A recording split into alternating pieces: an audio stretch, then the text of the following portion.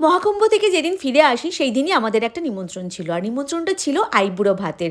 আমাদের ফিরে আসার কথা ছিল আগের দিন, মানে 18ই ফেব্রুয়ারি। তবে আমাদের ট্রেন লেট হওয়ায় আমরা ফিরেছি 19শে ফেব্রুয়ারি, আর ওই দিনই ছিল আইবুড়ো ভাত। আইবুড়ো ভাতে যাব, খালি হাতে যাব, তার জন্য ছোট্ট একটা গিফট নিয়ে নিয়েছিলাম। আর এই হচ্ছে আমাদের ব্রাইট, আর গিফটের মধ্যে ছিল একটা ছোট্ট বুদ্ধ মূর্তি। আমি এই কদিন খুব হাসি খুশি আছি, আপনারা হাসি খুশি আমাকে দেখছেন, বাট আমি ভেতর থেকে কিন্তু একদম ভেঙে চুরমার হয়ে গেছি, কারণ আমার অনেক প্রবলেম চলছে।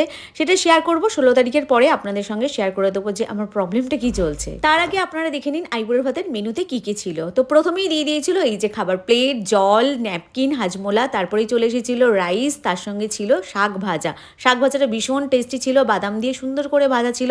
তারপরে চলে এসেছিল আলু ভাজা, মাছের মাথা দিয়ে মুগের ডাল, যেটা বাঙালির একদম বেস্ট খাবার। তার সঙ্গে ছিল পটল চিংড়ি। পটল চিংড়িটা খেয়ে মনটা ভরে গিয়েছিল, অসময়ের পটল তো খেতে খুব ভালো লাগে।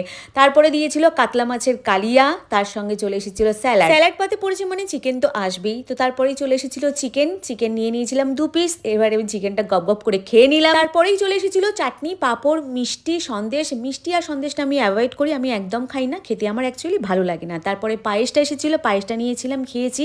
এবারে হাত ধোবো, ব্যাস মেনু শেষ, এখানেই এন্ড। তো আজকের ভিডিওটা আপনাদের কেমন লাগলো অবশ্যই আপনাদের মতামত জানাবেন। ভিডিও ভালো লাগলে লাইক কমেন্ট অবশ্যই করবেন।